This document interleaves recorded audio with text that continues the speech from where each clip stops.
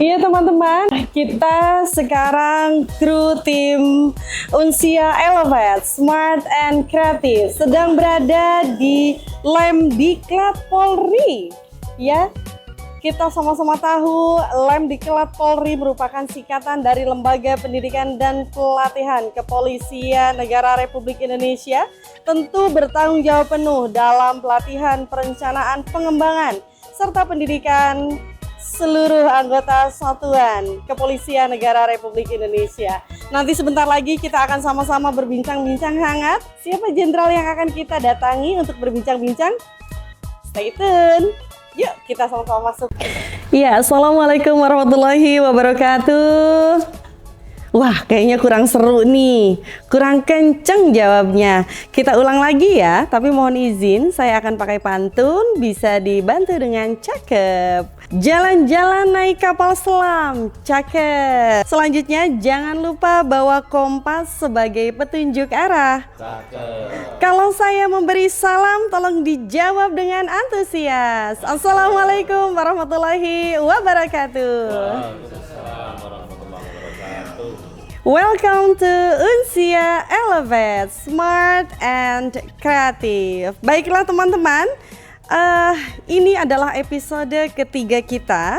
Bersama saya tentunya Erni Handayani. I'm very excited for this podcast. Senang sekali pada hari ini dapat menemani perbincangan kita, tentunya bersama dengan guest star yang sangat hebat, bersama dengan Law Enforcement Officer atau LEO, petugas penegak hukum. Siapa lagi kalau teman-teman melihat wajah beliau yang ada di samping saya, luar biasa. Rasanya yang di rumah pengen juga seperti Erni di sini ya. Bersama siapa? Yang pertama adalah Kepala Lembaga Pendidikan dan Pelatihan Kepolisian Negara Republik Indonesia, Komjen Pol Profesor Dr. Kris Nanda Dwi Laksana, MSI. Luar biasa. Apa kabar Prof?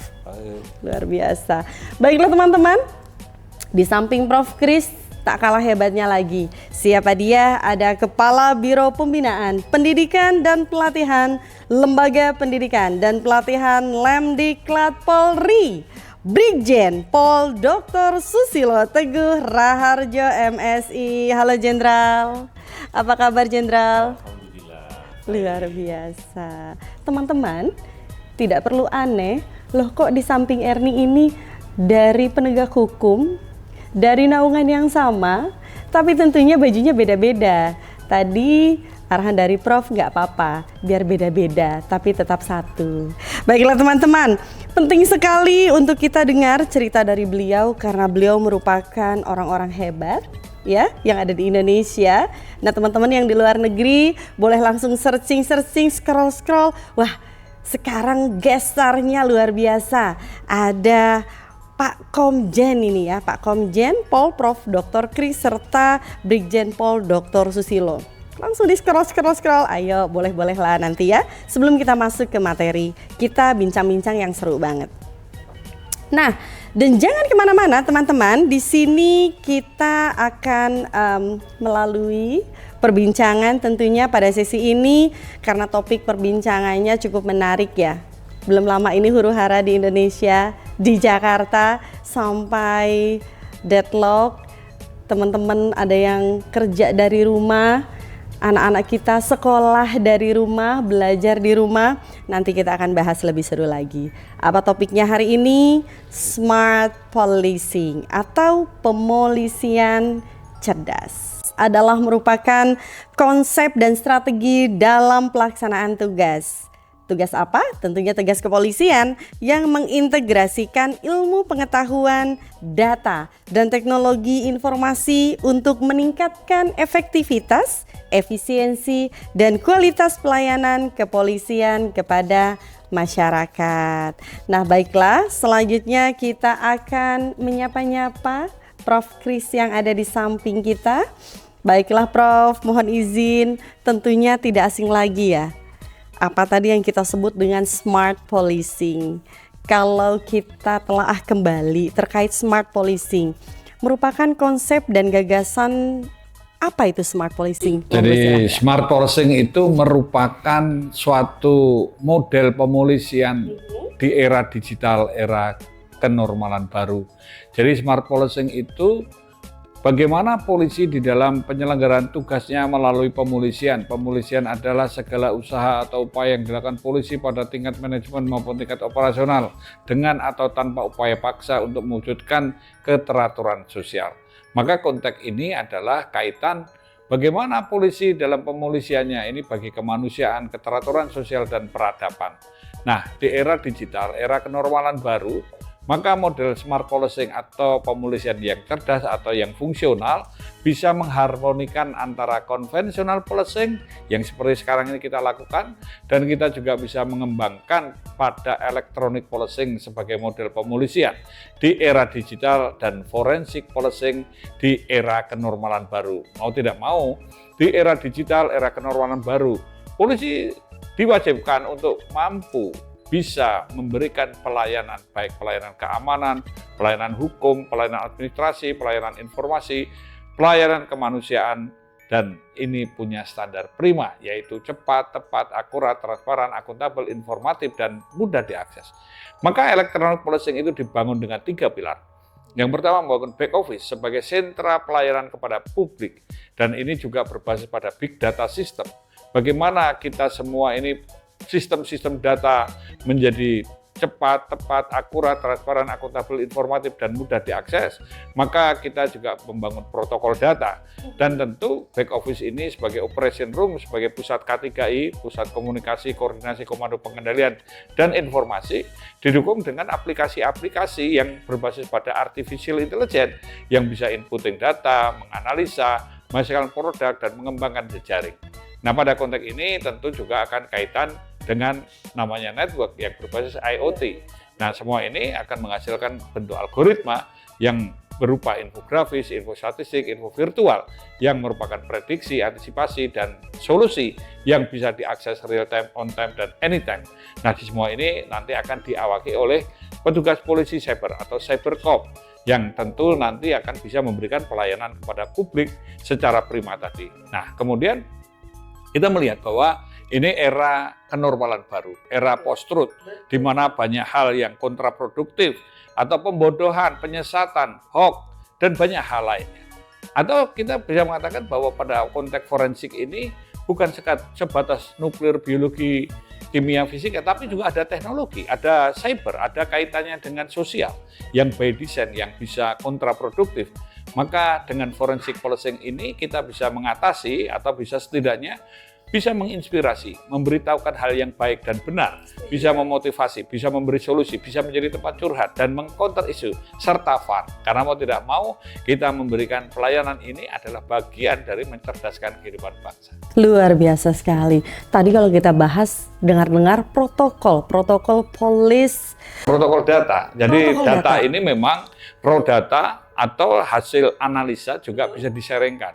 Ada tingkatan-tingkatan yang mana bisa diakses secara umum pada publik, bisa untuk sebatas pada untuk kepentingan-kepentingan khusus, ada kaitan dengan untuk riset, dan ada yang sifatnya rahasia karena polisi di dalam memberikan pelayanan kepada publik di era demokrasi ini juga wajib memberikan jaminan dan perlindungan HAM. Maka disinilah ditunjukkan walaupun transparan, akuntabel, tapi juga menjaga keselamatan karena data ini kalau diewer-ewer bahasa Jawanya atau disebar dan salah gunakan bisa timbul hal yang kontraproduktif. Nah, disinilah polisi juga mengembangkan cybercop dengan cyber security, juga security data, dan lain sebagainya. Luar biasa, ada cybercorp, cyber security. Lancar luar biasa ya teman-teman. Ya, nah, saya yang jawab kok. Oh, iya. Luar biasa. Nah, kalau tadi kita dengarkan luar biasa lancarnya, tentunya nggak asing lagi. Mari kita sama-sama simak bagaimana profil data beliau yang ada di samping saya ini, orang-orang hebat. Yang pertama, Komjen Pol Profesor Dr. Krisnanda Dwi Laksana, merupakan Kepala Lembaga Pendidikan dan Pelatihan atau Kalemdiklat Polri saat ini. Menjabat sejak 11 November 2024, betul Prof? Iya. Luar biasa. Kemudian lahir pada 3 Desember 1967 di Magelang, Wong Jowo. Nah, mana teman-teman nih Yang dari Jawa. Nah, beliau merupakan lulusan dari Akpol 1989. Sudah lulusan Akpol ya. Luar biasa. Dengan latar belakang pengalaman yang kuat tentunya di bidang lantas. Oh, berarti Prof backgroundnya dari lantas, izin? Ya. Luar biasa ya. Kemudian Prof Kris ini juga menjabat sebagai Ketua Tim Transformasi Reformasi Polri dan memiliki minat pada seni dan budaya. Jadi teman-teman, tadi kami tim datang ke ruangan beliau sudah disambut dengan, ya betul, tidak asing lagi ya, berhubungan dengan seni, musik. Nah, itu dia. Luar biasa, jarang sekali ya penegak hukum, polisi, beliau minat di musik. Nah, sejumlah penghargaan, tanda jasa pun juga pernah diraihnya seperti Bintang Bayangkara Nararya. Nah, Satya Lancana Pengabdian, Satya Lancana, wah luar biasa, pengabdian 26 tahun, 24 tahun, 32 tahun. luar biasa. Oh iya, ini berjejer banyak sekali penghargaan Satya Lancananya ya. Tidak bisa saya sebutkan satu persatu nih teman-teman. Kemudian Satya Lancana Jana Utama, Satya Lancana Kesatria Bayangkara, dan seterusnya. Banyak sekali kalau saya bacakan nanti kita nggak selesai-selesai teman-teman. Kemudian Unprofor Medal. Apa ini Prof? Ini sebagai pasukan menjaga perdamaian PBB. Luar biasa. Prof pernah bertugas di PBB juga. Ya, dan kemudian UNMIBH Medal. Izin Prof? Jadi ini UN medal itu diberikan oleh PBB untuk kaitan bagaimana kita ini bisa berperan aktif. Ini kan diberikan oleh PBB secara umum dan juga apresiasi dari Polisi Komisioner. Oke, selanjutnya yang ada di samping saya. Nah, ini saya lihat kok mirip Pak Jokowi, pakaiannya putih ya. Malah kayak milih siapa? Ustadz siapa itu? Anwar Said. Anwar Said. Iya. Bolehlah panggil Pak Ustadz ya. Oke. Berikutnya, guest star kita merupakan Brigadir Jenderal Polisi Dr. Susilo Teguh Raharjo, MSI. Merupakan seorang perwira tinggi Polri yang saat ini menjabat sebagai Kepala Biro Pembinaan Pendidikan dan Pelatihan atau Lemdiklat Sudah 5 tahun. Polri. Sudah 5 tahun teman-teman. Belum pindah. Artinya ahlinya di situ luar biasa. Tidak tergantikan kata Prof Kris ya. Aduh. Nah, Brigjen Pol Susilo Teguh Raharjo telah menjabat sebagai Kepala Biro Bindiklat Lemdiklat Polri sejak 24 Januari 2022. Betul? Luar biasa nih Pak Jenderal nih, tak tergantikan kata Prof Kris ya. Nah, sebelumnya ia juga pernah mengemban tugas sebagai Wakapolres Demak hingga Kepala LSP Lemdiklat Polri.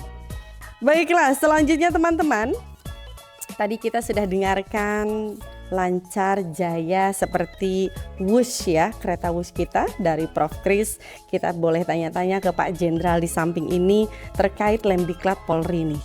Izin Pak Jenderal, Lemdiklat Polri punya peran strategis tentunya dalam penguatan lembaga Polri. Kita coba nih Prof Kris, beliau yang sudah 5 tahun. Oh iya. Saya aja sampai terpengaruh kok sama Pak Teguh. Waduh, luar biasa. Yang saya ngompor-ngompori saya itu ya Pak Teguh. Berarti saya jadi pemengaruh itu. Wah, influencer, luar biasa. Influencer kita ini, bagaimana Pak Jenderal? Apa saja dukungan Lemdiklat terhadap peran strategis untuk penguatan Polri? Terima kasih Bu Erni. Sebenarnya tadi kalau mendengar penjelasan Prof Kris itu sudah terangkum semua. Beliau itu adalah pembimbing saya dan juga penguji saya. Ini cara ngeles. Jadi kalau salah yang disalahkan pembimbingnya. Jadi sebenarnya kalau saya mau menjawab, sebenarnya beliau sudah ngerti sak durunge winarah. Ini tentu pasti mau jawab seperti ini. Baik, yang saya ketahui secara singkat bahwa Lemdiklat Polri ini kan lembaga pendidikan Polri yang mencetak maupun yang mengembangkan sumber daya manusia Polri, mulai dari pembentukan sampai pengembangan yang berbasis pada moral dan literasi tentunya. Kenapa kita dulukan kedepankan moral? Karena yang penting bahwa membangun manusia Polri itu bukan hanya sekedar sebagai penegak hukum, tapi dia harus punya hati yang mulia terlebih dahulu. Hati teman-teman. Oleh karena itu, konsep pendidikan yang berbasis yang keutamaan moral dan literasi ini harus kita dukung dengan kita linearkan dengan pendidikan nasional kita, dan tujuan pendidikan kita bahwa yang pertama membentuk karakter dan moral. Tentunya ada keimanan dan sebagainya. Yang kedua, ilmu pengetahuan. Nah, sebagai bayangkara negara, tentunya kita harus menyiapkan seorang anggota Polri itu memiliki keinginan atau memiliki rasa keindonesiaan. Nah, kalau kita tidak memiliki rasa keindonesiaan, bahwa polisi ini adalah seluruh Republik Indonesia ada polisi. Jadi artinya dari Sabang sampai Merauke memiliki sumber daya manusia yang dari berbagai suku, kemudian berbagai bahasa. Setuju. Ditambah kemudian harus mengetahui bagaimana sejarah Indonesia, khususnya sejarah polisi, bagaimana ikut dari awal memperjuangkan, mempertahankan kemerdekaan Indonesia. Oleh karena itu, penyusunan kurikulum kita maupun penyusunan profil dan kompetensi lulusannya, tentunya kita juga harus selalu mengikuti perkembangan zaman. Kita harus kekinian dan tentunya supaya bisa menyesuaikan bagaimana kehendak masyarakat, polisi, konsep pengamanannya bisa mengikuti keinginan masyarakat yang tadi, atau mungkin kita sempat berbincang di sebelum acara ini, berbicara tentang democratic policing itu tadi. Itu juga saya dapat pelajaran ini dari Prof. Krisnana. Wah, luar biasa. Masih teringat nih teman-teman tadi barusan saya yang Pak Jenderal sampaikan, polisi berhati dan polisi kekinian. Sarangnya yo, ya, kekinian. Jadi jangan takut lagi dengan polisi ya Prof ya, izin.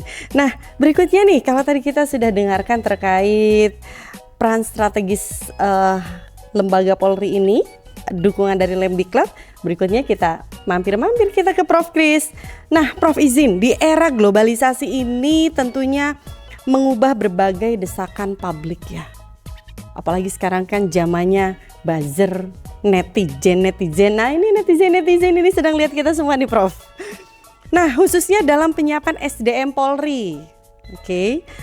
Yang profesional. Tadi kita sudah dengarkan juga ya dari Pak Jenderal ya. Bagaimana Lemdiklat ini melakukan upaya agar mencetak dan menghasilkan Polri yang profesional. Kita dengarkan dari Kalemdiklatnya nih. Ya, kalau tadi dikatakan bahwa Lemdiklat Polri ini berbasis moral dan literasi untuk mentransformasi, mengkaji dan mengembangkan ilmu kepolisian. Ilmu kepolisian itu adalah ilmu antar bidang yang mempelajari tentang masalah sosial, khususnya keteraturan sosial, kemudian kaitan dengan hukum, penegakan hukum dan keadilan. Karena polisi ini penegak hukum dan keadilan. Maka tadi dikatakan bahwa polisi itu berbasis pada O2, otak, otot, dan hati nurani. Ini kata Prof. Sucipto Raharjo. Dan kita juga mempelajari tentang kejahatan, baik yang konvensional, kontemporer, extraordinary, transnasional, ataupun apa saja. Bahkan ada kriminal. Jadi pada futuristic policing yang berkaitan pada kejahatan-kejahatan, karena semakin eranya maju, maka kejahatan bukan hanya di jalanan, tapi dilakukan oleh orang-orang yang punya kemampuan, keahlian, bahkan kekuasaan. Nah, konteks inilah bagaimana kita mengembangkan untuk bisa menangani, menyidik, karena proses penyidikan kita juga berbasis pada scientific investigation.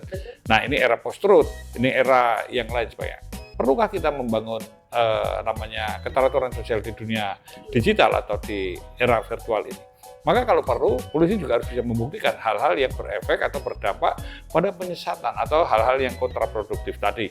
Nah, konteks ini juga ilmu kepolisian mempelajari tentang policing atau pemolisian, menggunakan model-modelnya, baik itu tadi yang katakan smart policing, electronic policing, forensic policing, bisa juga maritime policing, bisa juga kaitan art policing, tadi pendekatan seni, budaya, dan pariwisata, karena memanusiakan, karena polisi penjaga kehidupan, membangun peradaban dan pejuang kemanusiaan ini harus bisa ngewongke, mengangkat harkat dan martabat manusia, dan itulah seni budaya dan juga mengembangkan mendukung pariwisata. Karena kalau dalam bahasa Jawa, mohon maaf saya katakan saanane. Dengan apa yang ada, dengan karakter yang ada, iso kanggo urip, bisa untuk hidup lan nguripi atau memberi kehidupan. Maka disinilah polisi di dalam program proses-prosesnya adalah memberikan pelayanan keamanan, pelayanan keselamatan, pelayanan hukum, pelayanan administrasi, pelayanan informasi, dan pelayanan kemanusiaan. Nah, tentu ini menjaga sistem nasional. Maka tadi kalau disampaikan Pak Teguh bahwa salah satunya adalah polisi ini harus juga menyesuaikan dengan corak masyarakat dan kebudayaannya. Artinya juga dinamis. Kalau polisi tertinggal dari perubahan, maka dia diabaikan. Kalau hanya kejar-kejaran dengan perubahan, dia akan kelelahan. Setidaknya satu langkah lebih maju daripada perubahan itu. Nah, maka ilmu kepolisian itu juga mempelajari tentang isu-isu penting yang terjadi dalam masyarakat. Yang walaupun akar masalah bukan urusan polisi, masalah ideologi misalnya. Ketika terjadi kebencian, terjadi gangguan, keteraturan jadi urusan politik. Masalah politik, polisi tidak berpolitik praktis, tapi ketika ada pemilu, ada pilkada, ada hal-hal lain yang kaitan dengan politik, ini tentu akan mengganggu keteraturan sosial jadi urusan kepolisian. Masalah ekonomi, sosial, teknologi, hukum, dan keamanan. Karena keamanan dan rasa aman, bukan keamanan yang mencekam, bukan keamanan yang mengancam atau keamanan ala preman, tetapi keamanan yang nyaman dan ada rasa aman sehingga suasana itu asri dan ngangani. Kita mengembangkan cooling system dan banyak hal yang dilakukan. Maka disinilah Lemdiklat menyiapkan, mentransformasi. Artinya transformasi itu berani belajar dan memperbaiki kesalahan di masa lalu, siap menghadapi tuntutan, tantangan, ancaman, dan harapan di masa kini, dan mampu menyiapkan bagi masa depan yang lebih baik. Nah, mau tidak mau ini melalui pembelajaran. Karena pendidikanlah ini menjadi harapan masa depan bangsa dan juga masa depan Polri. Maka pendidikan ini adalah mendidik. Karena mau tidak mau yang dipelajari, sampaikan tadi Pak Teguh, ilmu kepolisian ini juga nanti akan ditransformasikan, baik yang berkaitan dengan masalah-masalah keindonesiaan, kebayangkaran, etika publik, anti korupsi. Karena mau tidak mau kita harus mengatakan, menunjukkan anti korupsi pada etika publik, kaitan dengan manajerial, kaitan dengan masalah metodologi penelitian, filsafat ilmu pengetahuan untuk S2, S3, atau S1, S2, S3. Nah, kemudian kita juga mengembangkan tentang kaitan dengan pokok-pokok baik di dalam birokrasi, hukum, teknologi, dan lain sebagainya. Dan kita semua sadar bahwa to change the mindset, not only untuk studi, tapi kita harus ingat ya, non scholae sed vitae decimus. Belajar itu bukan untuk sekolah, tapi untuk hidup. Maka polisi belajar adalah untuk bisa menjadi penjaga kehidupan tadi. Karena suatu masyarakat yang modern dan demokratis untuk bisa bertahan hidup, tumbuh dan berkembang perlu ada produktivitas. Maka polisi dalam pemolisian adalah co-producer yang mendukung produktivitas dan tidak melakukan tindakan yang kontraproduktif. Nah, apa saja bentuknya ya, banyak hal. Kemudian polisi itu menegakkan hukum, itu membangun peradaban. Karena penegakan hukum itu dilakukan untuk menyelesaikan konflik secara beradab, untuk juga memberikan upaya pencegahan, dan kita untuk memberikan perlindungan, pengayoman, pelayanan kepada para korban dan para pencari keadilan, membangun budaya tertib, memberikan kepastian, dan ini suatu bagian edukasi. Maka pendidikan ini tergantung gurunya. Pada guru ini menjadi pilar pendidikan. Maka guru-guru yang ada di Lemdiklat Polri, baik itu dosen, widyaswara, instruktur, ataupun pelatih-pelatih dan lain sebagainya, memiliki suatu komitmen bagaimana kita bisa mentransformasi, mengkaji, dan mengembangkan ilmu kepolisian agar para peserta didiknya mahir, terpuji pada hukum dan unggul, atau profesional, cerdas, bermoral, dan mudah. Dari sekian panjang penjelasan yang sangat menarik dari Prof, satu yang saya ingat-ingat teman-teman, polisi ngangenin, ya. Jadi jangan takut lagi polisi ngangenin. Ya, kalau takut kan nanti jadi aneh, wong polisi masih makan nasi. Oh, setuju ya teman-teman. Yang di rumah masih makan nasi teman-teman? Oh iya, sama roti. Makan roti ya. Sama seperti saya teman-teman, masih makan nasi. Selanjutnya, tadi luar biasa kita dengarkan terkait era globalisasi, pelayanan publik yang SDM yang profesional dari Polri. Kita ke samping dulu. Oke, Pak Jenderal nih yang satu. Izin Pak Jenderal, tantangan digital jadi persoalan tersendiri tentunya. Tadi juga kita dengarkan penjelasan dari Prof. Bagaimana Lemdiklat ini melihat kemajuan digital yang sekarang? Sejauh apa? Lalu tantangan dan kejahatan yang kira-kira akan diprediksi ke depan itu apa yang akan kita hadapi sama-sama? Monggo silahkan. Terima kasih. Tantangan digital yang akan kita hadapi kaitannya dengan bagaimana mempersiapkan polisi menghadapi era ini. Makanya tadi di depan saya katakan bahwa polisi harus dibentuk moralnya dulu. Dengan kewenangan yang besar itu, polisi tidak memiliki hati dan tidak memiliki moral. Tidak ada bedanya dengan robot atau monster. Karena dia bisa menyalahgunakan kewenangan. Oleh karena itu, sama menghadapi era digital, kita juga meminta para netizen yang menggunakan dan memanfaatkan dunia maya harus juga memiliki etika. Ketika mereka melakukan komunikasi memanfaatkan teknologi di dunia digital tanpa dilandasi dengan etika, maka yang terjadi adalah ketidakteraturan sosial di dunia maya. Jadi kita juga perlu mulai sekarang mencoba bagaimana memikirkan ada peraturan atau etika dalam rangka membangun etika di dunia maya di era digital ini. Oleh karena itu sekali lagi untuk mempersiapkan ini, Lemdiklat Polri melalui pengembangan pola pendidikan, kurikulumnya, sarana prasarana, bahkan bermitra dengan lembaga-lembaga atau organisasi-organisasi yang memang mampu memberikan ilmu, sharing ilmu terkait dengan dunia digital. Termasuk salah satunya dengan Unsia ini. Bahkan kami sangat tertarik bahwa begitu ditawarkan bagaimana Pak kita bisa menjalin kerjasama. Kami Universitas Siber Asia. Begitu mendengar kalimat siber, saya langsung ini rasanya relevan dengan program pengembangan yang digagas oleh Pak Kalim juga, program Smart Class yang saat ini juga kita kembangkan, bahwa dengan teknologi digital kita kembangkan Smart Class, bahkan kita mulai membangun kelas tematik, moving class untuk meningkatkan profesionalisme pendidikan di polisi. Setuju sekali. Teman-teman, nggak berasa nih kita pada di sesi akhir sebetulnya, tapi nanti kita akan closing statementnya dengan Lemdiklat. Kita akan lihat point of view, pandangan dari dua guest star yang hebat ini. Yang pertama kita akan dengarkan bersama point of view dari Pak Jenderal ini. Ya teman-teman, tidak terasa kita pada sesi akhir rupanya ya, tapi nanti kita akan dengarkan bersama yang seru banget closing statement dari Lemdiklat kita. Nah, kita langsung lanjut ke Pak Jenderal dulu, ini point of view masing-masing dari guest star kali ini. Pak Jenderal izin, banyak anak muda dan pelajar tentunya yang ingin turut serta terlibat dukung kerja para polisi kita ini.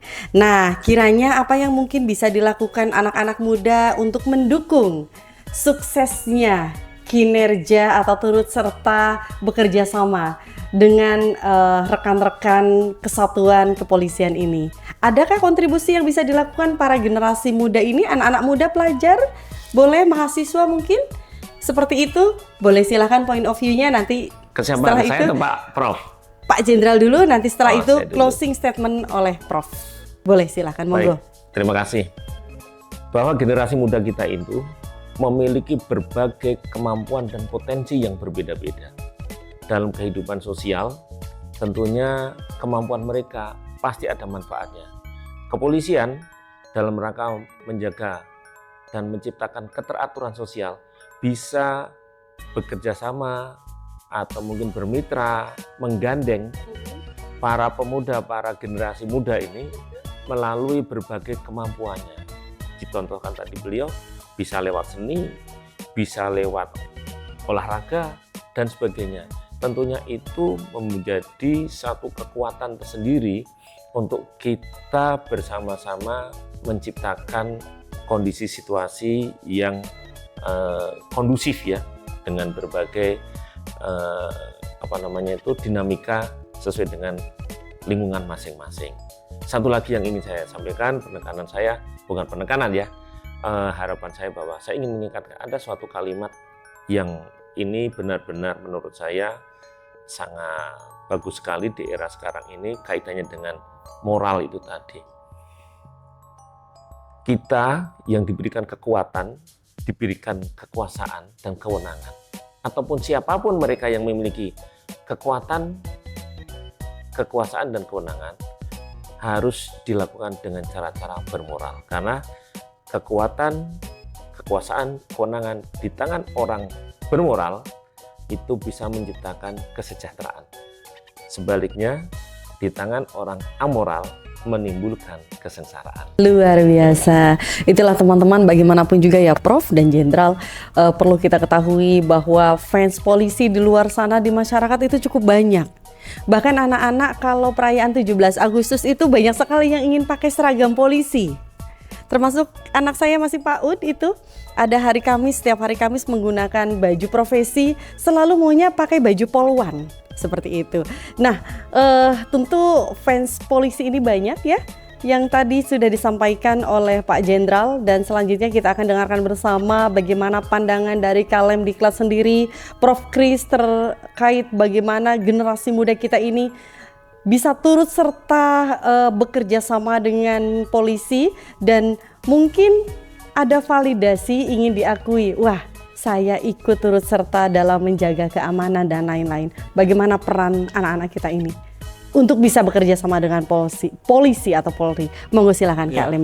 Saya kira ini era digital, era media. Saya juga melihat banyak generasi muda yang memiliki potensi luar biasa ya, terutama di IT dan teknologi. Bahkan mereka juga bisa mengcounter, membantu polisi untuk bisa bagaimana membuat terang suatu perkara. Jadi kita semua sadar bahwa generasi muda, polisi pun juga generasi mudanya banyak, bukan hanya yang tua-tua ya. Ini kebetulan yang ditanya yang tua. Jadi generasi muda saya kira mereka juga akan bisa memberikan sumbangsi bagaimana menghadapi situasi era kekinian. Nah, perubahan mindset ini memang perlu ada suatu dialog, maka kita tadi dialog peradaban ya, masukan, sumbang saran, kita ada program kemitraan, ada traffic board untuk lalu lintas, ada polisi sahabat anak, ada patroli keamanan sekolah, ada namanya polisi go to kampus, polisi go to school, ada polisi cilik, ada macam-macam hal yang bisa kita kembangkan. Nah tentu kaitan dengan e-policing ini kita bisa mendukung bagaimana untuk ikut mencerahkan, ikut mencerdaskan, mengcounter isu, atau juga mendidik bahwa ketika ada hal-hal yang sifatnya hoax atau era-era yang menyesatkan atau informasi yang tidak baik ini bisa dilakukan. Maka disinilah saya kira di contemporary policing ini kita mengembangkan kemitraan dengan siapa saja, termasuk dengan generasi muda atau anak-anak muda. Nah karena polisi kan tiap tahun ada yang masuk polisi, ini kan mereka juga generasi muda, bukan generasi tua. Tapi mau tidak mau kita harus sadar bahwa yang hakiki atau inti untuk kita bisa bertahan, tumbuh dan berkembang harus juga siap menghadapi perubahan. Karena mau tidak mau yang mampu tetap dinamis itu adalah orang-orang yang mau menghadapi atau mampu menghidupi pada perubahan. Maka perubahan adalah suatu keniscayaan. Maka untuk closing saya ingin menyampaikan bahwa harus selalu sehat. Karena mau tidak mau sehat itu waras. Yang kedua harus juga penuh semangat karena kita jangan sampai terdemotivasi, dan harus smart karena kita harus cerdas untuk bisa membuat bangsa ini tetap berdaulat, berdaya tahan, berdaya tangkal, dan mampu berdaya saing. Ya, kalau sudah waras tentunya menjadi bergas seperti itu ya. Betul Prof? Ya baiklah teman-teman, jadi bagaimana nih, sudah tercerahkan ya semua yang ada di rumah. Luar biasa, jangan kemana-mana, stay tune terus, tunggu terus nanti gestar-gestar yang tambah seru dan tambah menarik lainnya. Ya para pejabat kita luar biasa ya, luar biasa Indonesia ini. Tentunya teman-teman tidak hanya didengarkan saja nih yang ada di rumah. Please action, semua ikut bersikap, ikut andil, dan ini merupakan kunci kesuksesan kita. Dan sampai bertemu di episode berikutnya, saya Erni Handayani pamit undur teman-teman, tetap nyala dan jangan pernah padam. See you on the next level, keep hustling. Thank you Kalemdiklat, Pak Karo, terima kasih banyak, luar biasa ya. Baiklah teman-teman, sampai bertemu lagi and see you. Assalamualaikum warahmatullahi wabarakatuh. One is the loneliest number that you'll ever do. Two can be as bad as one. It's the loneliest number This is the number one.